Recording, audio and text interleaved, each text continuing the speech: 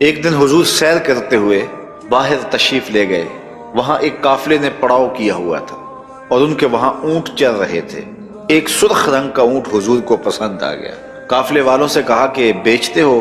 انہوں نے کہا جی ہم بیچتے ہیں۔ کتنے کا بیچتے ہو؟ کہا اتنے کا۔ سودا طے ہو گیا۔ حضور فرمایا میں تاجرانہ غرض سے تو آیا نہیں تھا، میں تو سیر کے لیے آیا، یہاں تمہارا اونٹ مجھے پسند آ گیا تو میں اس کا خریدار بن گیا، میں اپنے شہر میں جا کر اس کی قیمت تمہیں بھیج دوں گا۔ اونٹ پکڑا اور حضور سوئے مدینہ چل دیے۔ جب تک حضور دکھائی دیتے رہے وہ حضور کو دیکھتے رہے۔ جب نظروں سے اوجھل ہو گئے تو دل پہ ہاتھ رکھ کے کھڑے ہو گئے۔ تھوڑی دیر کے بعد جب سکتے سے باہر آئے تو ایک دوسرے سے پوچھنے لگے کہ ایک شخص آیا اور وہ تم سے اونٹ لے گیا، تم نے نہ اس کا پتہ پوچھا، نہ کوئی اس نے ضامن دیا، اور نہ تم میں سے اسے کوئی جانتا ہے۔ یار صاحب کی عقل پہ پردہ آ گیا، کسی نے اس کا پتہ پوچھ لیا ہوتا۔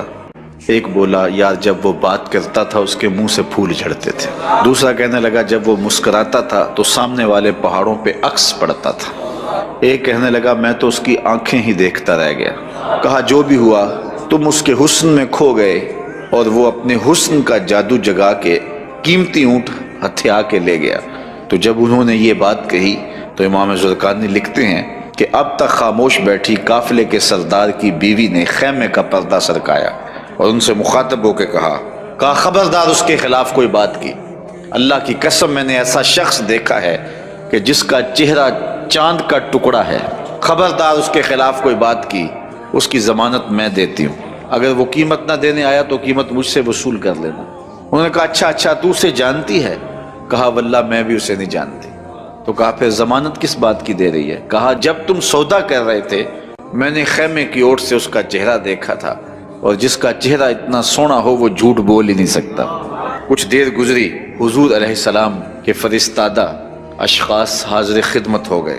تو ایک شخص آیا جس نے کہا کہ میں رسول کریم صلی اللہ علیہ وسلم کا قاصد ہوں اور حضور نے مجھے تمہاری جانب بھیجا ہے، اور یہ لو کھجوریں، ان سے اپنی قیمت پوری کر لو، اور یہ کھجوریں حضور نے تمہاری ضیافت کے لیے بھیجی۔ انہوں نے کہا کہ قیمت تو ہم لیں گے لیکن بتا وہ پیارا رہتا کدھر ہے؟ انہوں نے کہا کہ وہی یہ کھجوروں کے جو جھنڈ دکھائی دیتے ہیں یہی اس محبوب کا ڈیرا ہے۔ امام زرقانی لکھتے ہیں کہ سارا قافلہ اٹھا اور حضور کے قدموں میں جا کے بیٹھ گیا۔ سب نے اسلام کی دولت حاصل کی تو حضور کا چہرہ ہی اتنا خوبصورت تھا کہ جو دیکھتا تو پھر دیکھتا ہی رہ جاتا۔